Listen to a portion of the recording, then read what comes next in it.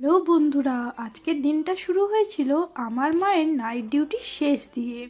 আর ওখান থেকেই আমরা চললাম আমাদের দেশের বাড়িতে। গাড়িতে করে যেতে যেতে বেশ মজাই লাগছিল। ওখানে গিয়ে একটু বিশ্রাম নেওয়ার পরে চলে গেলাম মন্দিরে। মন্দিরে গিয়ে দেখি পুজোর আয়োজন চলছে। মন্দিরটা কি সুন্দর করে সাজানো হয়েছে। আর এই যে পালকিটা সাজানো হচ্ছে, এই পালকিতে করেই আজ রাতের থেকে মা বেরিয়ে যাবেন গ্রামের ভ্রমণে। আর ফিরতে ফিরতে হয়ে যাবে কালকে সন্ধে। এখন মায়ের আরতি হয়ে গেল এবং পুজোর পরে বাতাসা ছড়ানো চলছে। এরপরেই চলো তোমাকে আমার ভাইয়ের সাথে দেখা করাই। ভাই আমার ছোট, আমি ওর থেকে 6 মাসের বড়।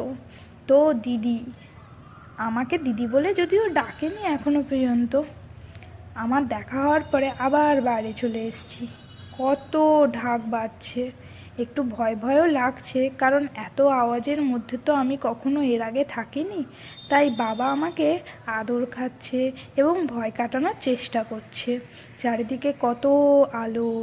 এই পুরনো বাড়িতে এরকম আলো পুজোর টাইমেই লাগানো হয়। কত লোকজন কালকে এই টাইমে আসবে। এখন তো অনেক রাত হয়ে গেছে, চলো আমরা বাড়ি যাই একটু দুষ্টু দুষ্টু করতে করতে। Good night.